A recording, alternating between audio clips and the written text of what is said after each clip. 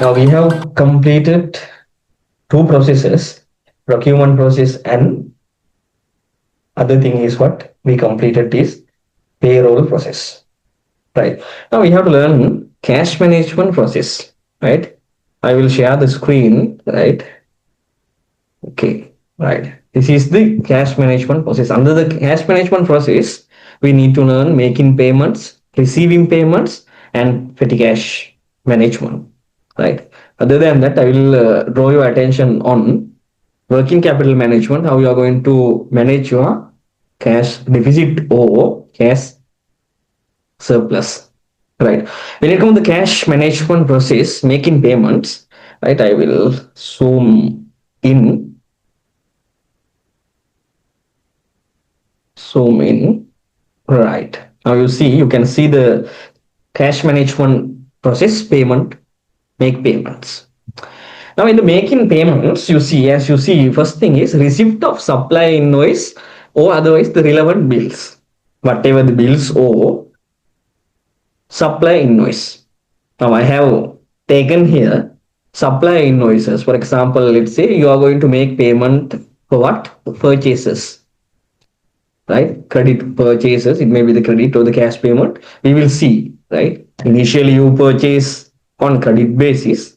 Later you are going to make the payment. Then how you are going to do the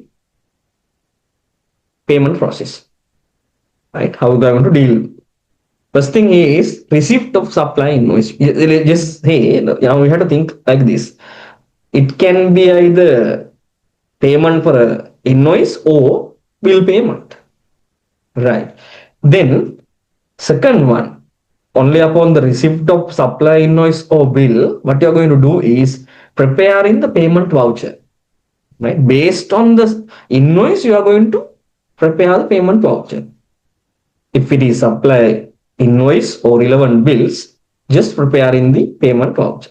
Now you see payment voucher should be authorized after comparing the supporting or supply invoice, GRN and PO. Now you have learned under procurement process that is known as three-way matching, right? Before you are going to make a payment for a purchase, you need to do this three-way matching. Apart from that one, I have taken here just bills, supporting documents.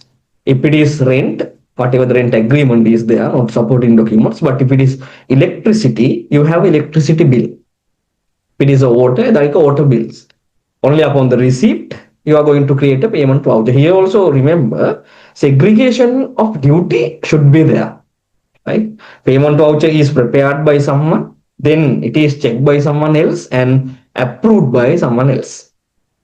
Right? Likewise, the payment process also, we need to have some segregation of duties.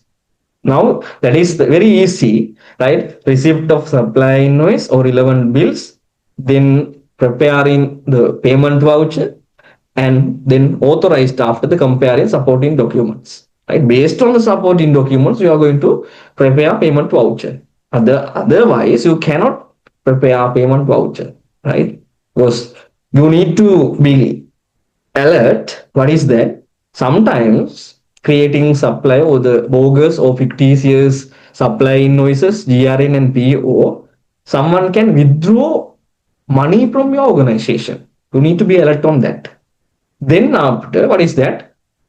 Goods are in expected quantity. If it is like supply invoice, if it is a bill payment, you are not going to see that whether you goods are in good quality or not. Goods are in expected quantity and quality, you are going to see under what? Supply invoice. When you are doing the three-way matching, you have already done it. Therefore, you do not need to worry about this one. Right? If it is a cash payment, what you are going to do, make the payment and record the transaction in cash book. It is very easy. Based on the supporting documents, you are going to raise payment voucher, then you are going to make the payment. Cash account should be credited, whereas the relevant expense account is going to be debited. That is the entry that you are going to pass. Then it is online transfer. Prepare the transaction for approval and record the transaction. Now you know in the corporate banking there is a segregation of duties in the ERP system also. That particular segregation of duties, yeah, only upon the approval of relevant parties. It may be board of directors, finance managers, CFOs. then you can proceed the payment. When you are going to proceed the payment, right, then only upon the receipt of approval, then it is automatically transferred. Right? Remember, without approval, you cannot proceed in online transfer. Then if it is a check, what you are going to do? You are going to see, prepare the checks and submit for signatures. Now you know, if it is a corporate, right, minimum 2 directors should sign on check with company seal. Should be there. Otherwise, bank is not going to pay for that particular check. 2 signatures should be there. Other thing is the company seal should be there. Otherwise, bank is not going to proceed to your check. Then make the payment and record the transaction in bank book. Right? Bank book in the sense that is the cash book. Now you know how it works. Now this is how the cash management process making payment. දැන් මේක සිංහල අපි Sinhala medium ස්ටුඩන්ට්ස්ලාට මොකද මම මේ සෙපරේට්ලි මේ process එක explain කරන්නේ නැහැ. දැන් මෙතනදී අපි ඉස්සෙල්ලාම සප්ලයර් එකකින් ඉන්වොයිස් එකක් එන්න පුළුවන්. නැත්නම් අපිට බිල් එකක් එන්න පුළුවන්. නැත්නම් අපිට මොකක් හරි සපෝටින් ඩොකියුමන්ට්ස් එකක් තියෙන්න පුළුවන්.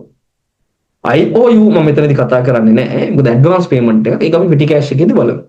මෙතනදී වෙන්නේ ඔයා ඉන්වොයිස් එක හම්බ වුණාම ඉන්වොයිස් එක බේස් කරගෙන පේමන්ට් වවුචර් එකක් හදන්න ඕන. ප්‍රෙපෙයාර් කරන්න ඕන. එතනදීත් අපි සැලකිලිමත් වෙන්න ඕන මොකක්ද? පේමන්ට් වවුචර් එකේ segregation of duties තියෙන්න ඕන. segregation of duties තියෙන්න ඕන. ඒකත් එක්කම අපි බලන්න ඕන a minute.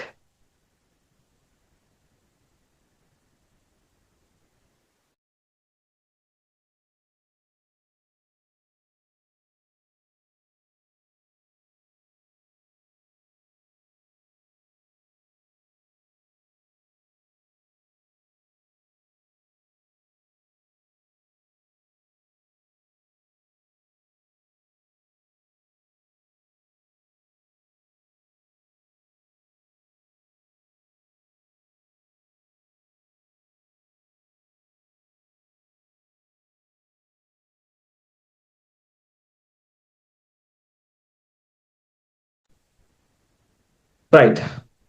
දැන් අපි මොකද්ද කරන්න ඕන? සප්ලයර් ඉන්වොයිස් එක කියනවා. සප්ලයර් ඉන්වොයිස් එක බේස් කරගෙන පේමන්ට් වවුචර් එක හදනවා. එහෙම නැත්නම් අපිට බිලක් හම්බ වෙනවා. උදාහරණයකට විදුලි බිලක් හම්බ වෙනවා. ජල බිලක් වෙන්න පුළුවන්. ඒ වගේ අර සපෝටින් ඩොකියුමන්ට්ස් එකක් බේස් කරගෙන ආධාරක ලියකිවිල්ලක් දැන් අපි කියනවා ඔඩිට් එවිඩන්ස් කියලා කියන්නේ සාමාන්‍ය බේස් කරගෙන මොකද කරන්නේ? පේමන්ට් වවුචර් එක හදනවා. පේමන්ට් වවුචර් එක හැදුවට පස්සේ මොකද කරන්නේ? ඒක ඕතොරයිස් කරන්න ඕන. right, authorize කරන්න ඕන. දැන් මෙතනදී බිල් එකක් හරි මොකකට හරි බිල් ගෙවනවා සපෝටින් ඩොකියුමන්ට්ස්. දැන් මෙතන දැන් අර මෙතන දැන් අපි හිතනවා කොන්ට්‍රෝවර්ෂල් වගේ තියෙනවා. එහෙම හිතන්න එපා. ඉස්සෙල්ලාම ඉන්වොයිස් එක එනවා. ඊට පස්සේ ඉන්වොයිස් එක බේස් කරගෙන පේමන්ට් එක කරනවා. බිල් එක එනවා. බිල් එක මේ කරගෙන පේමන්ට් එක කරනවා. මේ authorize කරනවා කියලා කියන්නේ cross check කර ගන්නවා segregation of duties එක. හරි මේ බිල් එකේ value එකටද පේමන්ට් එක කරන්නේ. එහෙම නැත්නම් අපි බලනවා මොකද්ද? මේ GRN 3-way machine කරලා බලන්න. right, ඊට පස්සේ goods are in expected quantity and quality කියලා කියන්නේ මෙන්න මේ අපි ඒක 3-way machine වලින් වෙලා ඉවරයි. මොකද good received note එක raise කරනකොට ඔයා දන්නවා good ඒ අදාළ භාණ්ඩ නියමිත ප්‍රමිතියෙන් හා ගුණත්වයෙන් තියනවාද කියලා බලලා තමයි භාණ්ඩ ටික accept කරන්නේ. delivery note එක sign කළා. ඒක අපි procurement process එක ඉගෙන ගත්තා. ඒක නිසා පටලව ගන්න එපා. ඔබේ වැඩිදුර පැහැදිලි කිරීම සඳහා තමයි මම මෙතන goods are in expected quantity කියලා දාලා තියෙන්නේ. ඒක චෙක් එකක් නම් අපි මොකද ඔන්ලයින් ට්‍රාන්ස්ෆර් එකක් නම් අපි දන්නවා පුතා මොකද කරන්න ඕන?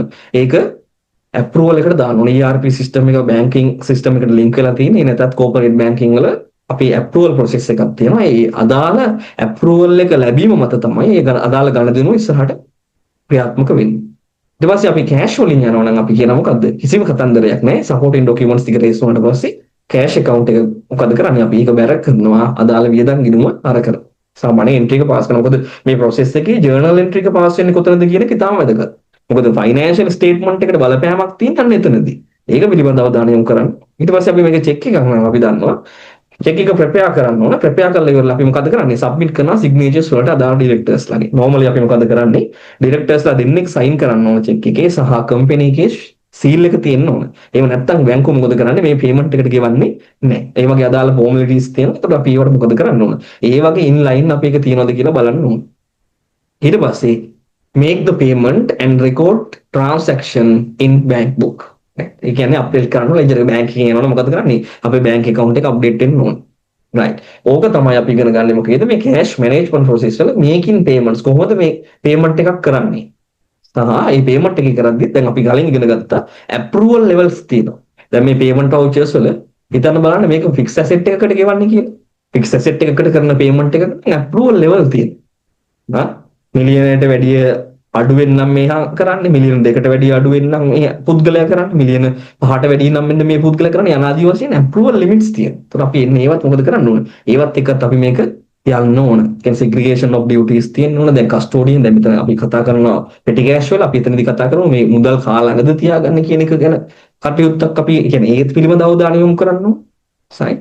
ඔය ටික තමයි අපිට මේ cash management වල making payments කියලා කියන්නේ. right. Okay, with this one we are going to discuss cash management process again receiving. That means අපිට හම්බ වෙන්න තියෙන එකක් එනවා. Right? That means what? We received cash. Then what we are going to do? You see acknowledgement of receipt of payment. That means what?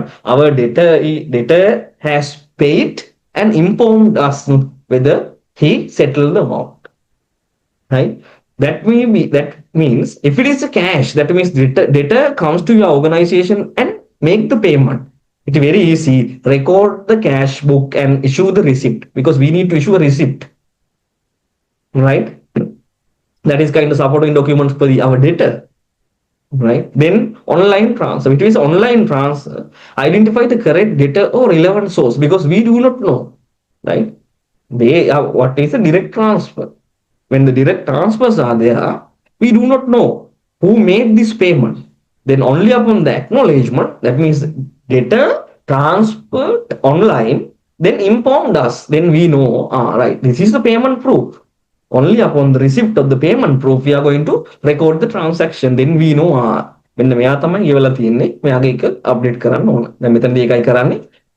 අපි ඉස්සලාම අපිව දැනුවත් කරනවා අපි හිතමුකෝ ණයගැතියෙක් අපිට පේමන්ට් එක කරනවා කෑෂ් වලින් කරනවා ඇවිල්ලා කෑෂ් එක කරනවා එහෙනම් අපි මොකද කරන්නේ රිසිප්ට් එකක් ඉෂුව කරනවා කෑෂ් account එක ඩෙබිට් වෙලා ඉවරලා අද ඩෙටර්ගේ account එක ක්‍රෙඩිට් කරනවා account එක එතන පාස් වෙනවා ඔන්ලයින් ට්‍රාන්ස් එකක් නම් මොකද එයා කියන්න ඕන අපි දන්නේ නැහැ බැංක් එකට රුපියල් ලක්ෂයක් වටලා තියෙනවා අපි දන්නේ නැහැ කවුද කියලා එයා මොකද කරන්නේ පේමන්ට් ප්‍රූෆ් එකක් දෙන්න ඕන ඔන්ලයින් ට්‍රාන්ස්ෆර් ඩිජිටල් රිසිප්ට් එක අපිට ට්‍රාන්ස්ෆර් කරන්න तर අපි දන්නවා ඒකත් එක්ක මොකද කරන්නේ අදාළ ජර්නල් එන්ට්‍රීස් අපි පාස් කරගන්න ඕන. ඊට අමතරව චෙක් එකක් නම් අපි බලනවා update the check receiving register. Normally organizations are maintaining check receiving register. Then after that update the cash book. Normally we are going to update the cash book. That means what? Cash account එක අපි debit කරලා ඉවරලා අදාළ account එක credit කරනවා මුලදී. ඊට පස්සේ තමයි අපි මොකද කරන්න ඕනේ මේ cash එක බැංකුගත කරනවා මේ අදාළ මේ check එක බැංකුගත කරනවා. නම් ඒ වෙලාවේදී bank the check on the same day or following day because we are not going to keep the check on our lockers because there is no point in keeping the check on lockers. We need to convert them into cash, right? That is a place where whatever the liquidity will increase in the business, right? You need to focus on that. Then record the cash book and issue the receipt. The same process. දැන් මෙතනදී කරන්නේ මොකද්ද? check එක ගන්නම් මේ check එකේ අපිට තියෙනවා check පත් ලැබීමේ ලේඛනයක් තියෙනවා register එකක්. ඒ register එකේ අපි ලියනවා මෙන්න මෙයාගේ මෙහෙම check එකක් හම්බුණා. ඊට පස්සේ අපි මොකද කරන්නේ අදාළ ජර්නල් එන්ට්‍රි එක පාස් කරගන්නවා.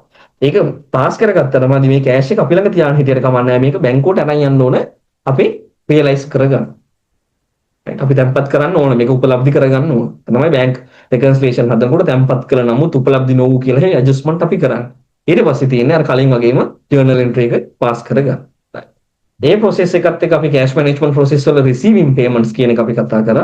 ඊට පස්සේ අපිට කතා කරන්න තියෙන petty cash management process එක කොහොමද මේක වෙන්නේ කියලා. අපි දන්නවා ආයතනයක් ගත්තාම ඒ ආයතනයේ මේ සුළු මුදල් වාරකාරීත්වයට සුළු මුදල් වාරකරුවෙක් ඉන්නවා.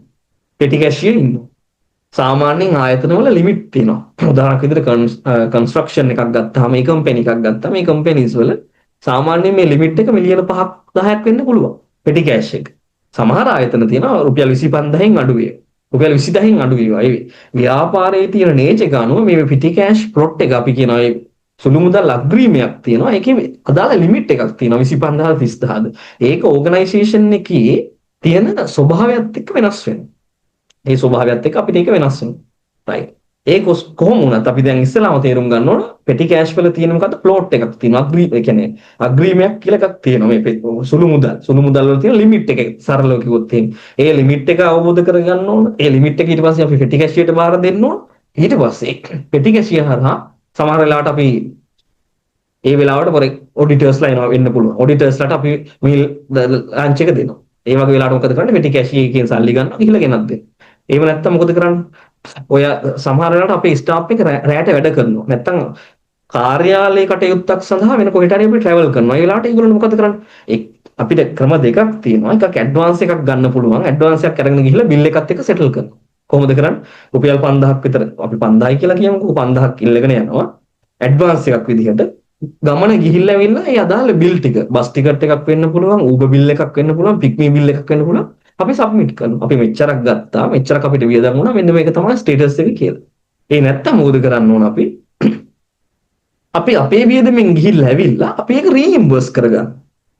අපි කියනවා අපිට ව්‍යාපාර ආයතන වෙනුවෙන් මෙන්න මේ වගේ වියදමක් මම දරලා තියෙනවා. ඒක අපි petty cash voucher එකක් තියෙනවා. දැන් IOU කියලා කියන ඔය ඇඩ්වාන්ස් එක. ඇඩ්වාන්ස් එකක් ගන්න වෙලාවේ IOU එකක් රේස් කරලා ඇඩ්වාන්ස් එක අරගෙන අදාළ සපෝටින් ඩොකියුමන්ට්ස් කියලා අපි කියන්නේ ඒවට.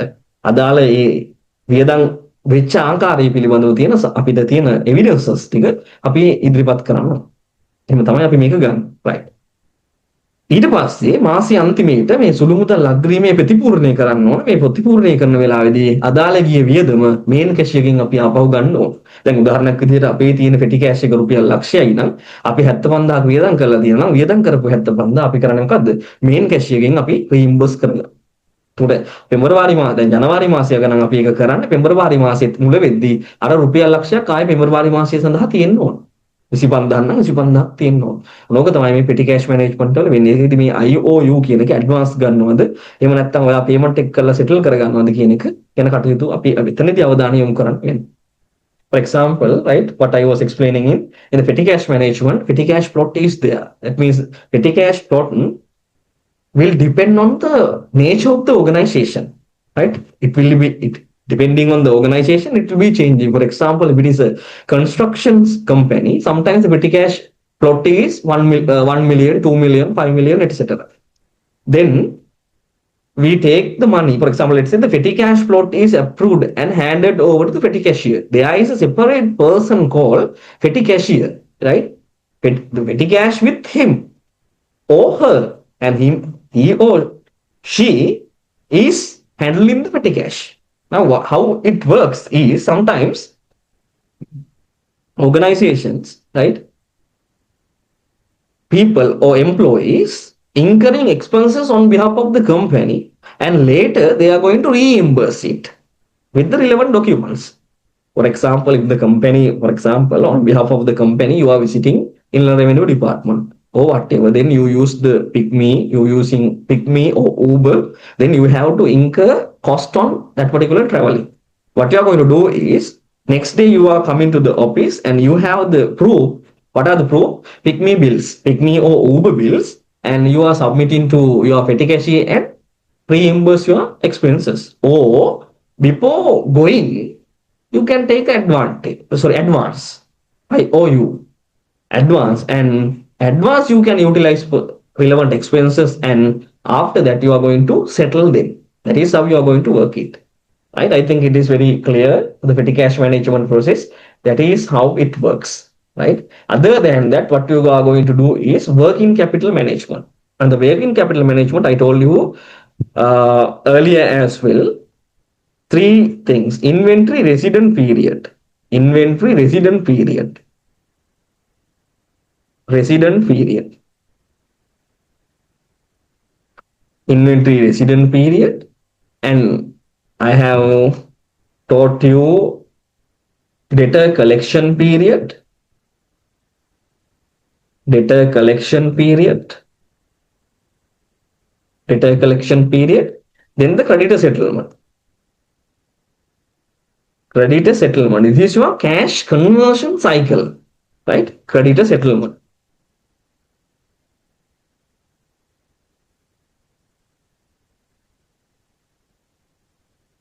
Creditor settlement, right? Inventory resident period, debtor collection period, and creditor settlement. Now, for example, let's say 1st January, you purchased good on credit basis. 1st January. That means what? 1st January. What is the double entry when you are purchasing good on credit basis? Anyway, purchases or inventory. I would say the inventory is going to be debited Whereas you are going to credit your creditors. Creditors. Creditors. When you are purchasing goods on credit basis, you have a credit terms. What is the credit term? For example, let's say 30 days. 30, not 30 days, let's say 60 days. 60 days. That means what? Within 60 days, you have to pay your creditors. You have to settle that amount. Then creditor settlement period. That means those are the period. Then let's say 60 days. 60 days. That means what is your purchase date? You see 1st January. 60 days in the sense 31st January and 28th February. I would say, let's say 1st of March. 1st of March. 1st of March. 1st of March will be the settlement date. Creditor settlement date. Because 1st January you purchased, then you have to pay your creditors on 1st March, or otherwise 28th February or 1st of March. Right? Then let's say today you purchase the inventory, you are going to sell those inventory on 1st February. 1st February, you are going to sell it to your debtors on credit basis. Your credit term is again 2 months. Your credit term is also 2 months. That means you are giving 60 days for your debtor to settle that amount for you. That means debtor collection period. Then 1st February you sold the goods on credit basis. Then what is your credit term you are offering is 60 days. 60 days. That means 28th February, 31st March and 30th April, you are receiving cash. 28th February and 31st March, because 60 days, no, 31st March. 31st March. Now the data collection period will be 31st March. 31st March. All right.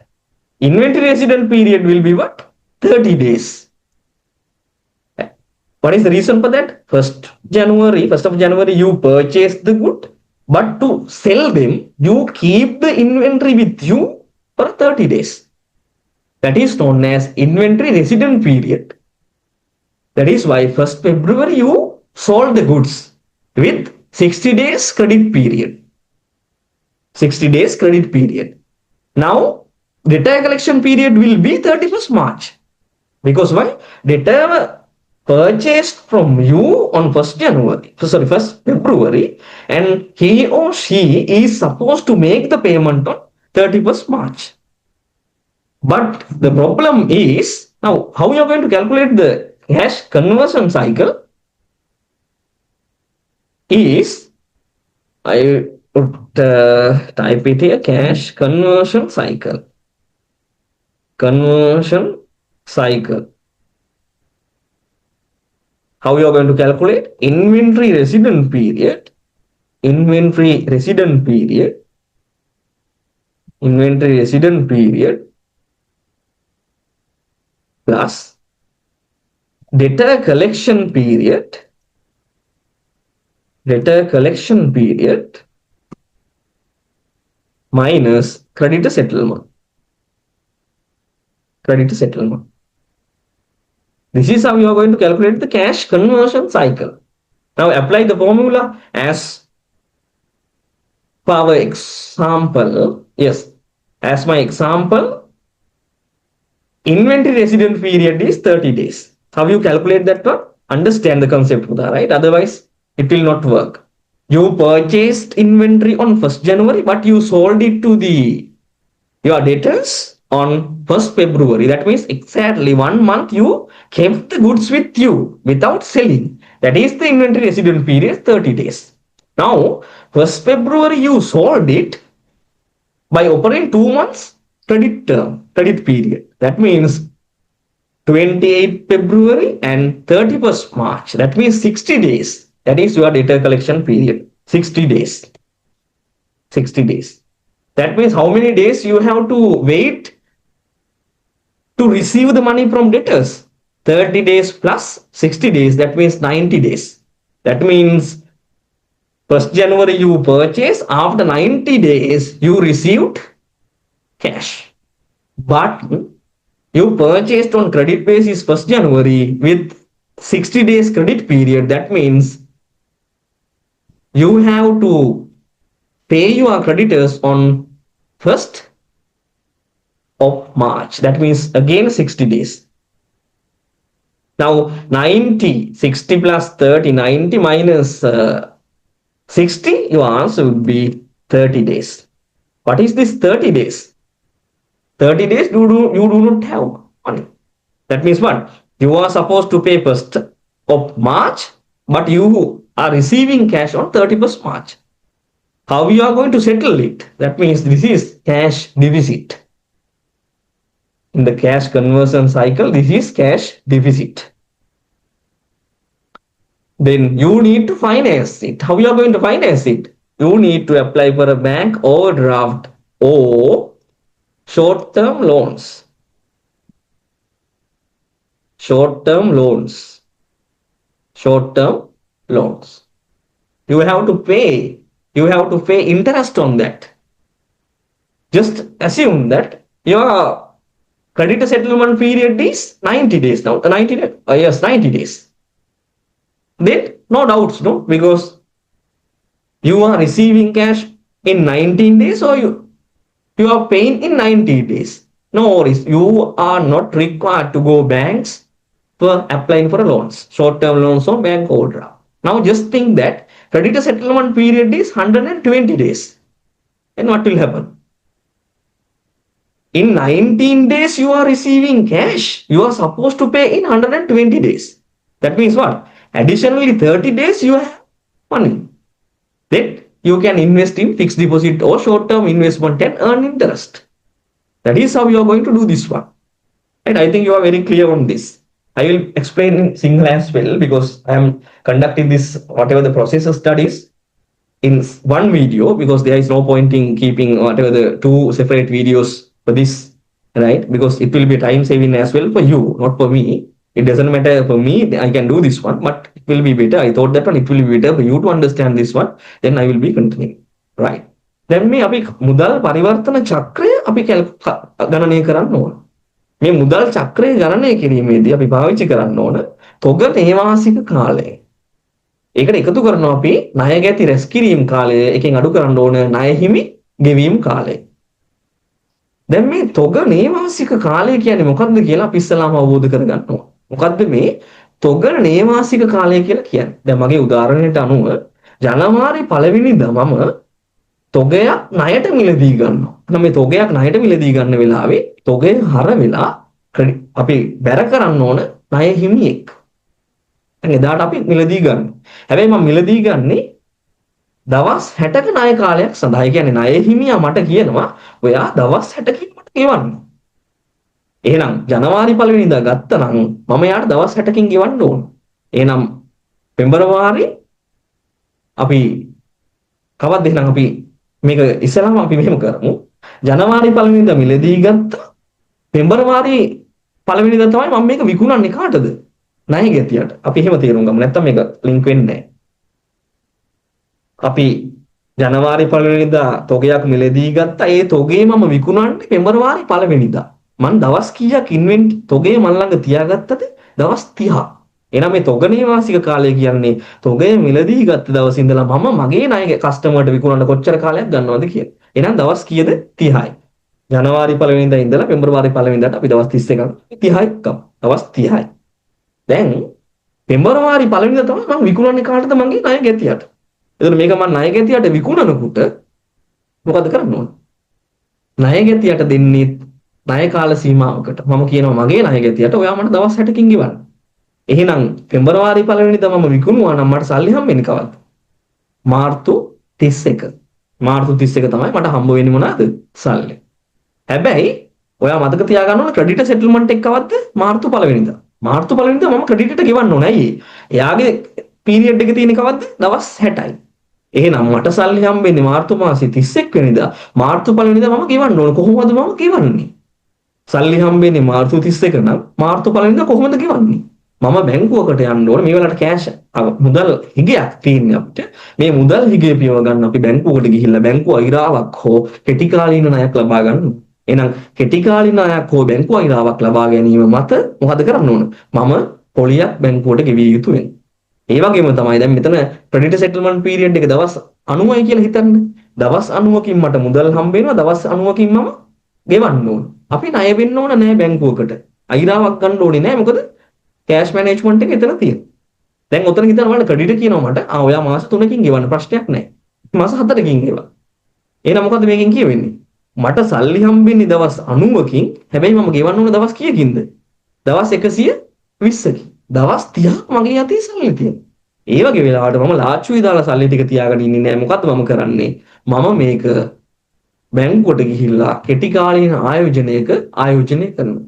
ඒක ස්ථාවර තැන්පතුවක් වෙන්න පුළුවන්, වෙන මනි market ගිණුමක්, මුදල් වෙළඳපොළ ගිණුමක් වෙන්න පුළුවන්. දාලා මුදල් අපි මොකද කරන්නේ? අපි පොලියක් උත්පාදනය කරනවා. එතකොට මේකට තමයි අපි ඔය කෑෂ් මැනේජ්මන්ට් වලදී අපි මේ කතා කරන්නේ. එකක් තමයි අපි දැන් කතා කරා කෑෂ් මැනේජ්මන්ට් ප්‍රොසෙස් වල ගෙවීමක් කරනවා, මුදල් ලැබීමක් තියෙනවා, සුළු මුදල් කොහොමද කළමනාකරණය? අනිත් එක තමයි මේ කෑෂ් කන්වර්ෂන් සයිකල් එක, මුදල් චක්‍රය කොහොමද කළමනාකරණය කරන්නේ කියන එක අපි තේරුම් ගන්න ඕන. එහෙනම් අපි කෑෂ් ප්‍රොසෙස් එකත් මේ විදිහට ඉවර කරනවා. I think you got a good understanding about the cash management. Now all together we have completed procurement process, payroll process and cash management process. Right. Now we are going to start property, plant and equipment. Right? Property, plant and equipment.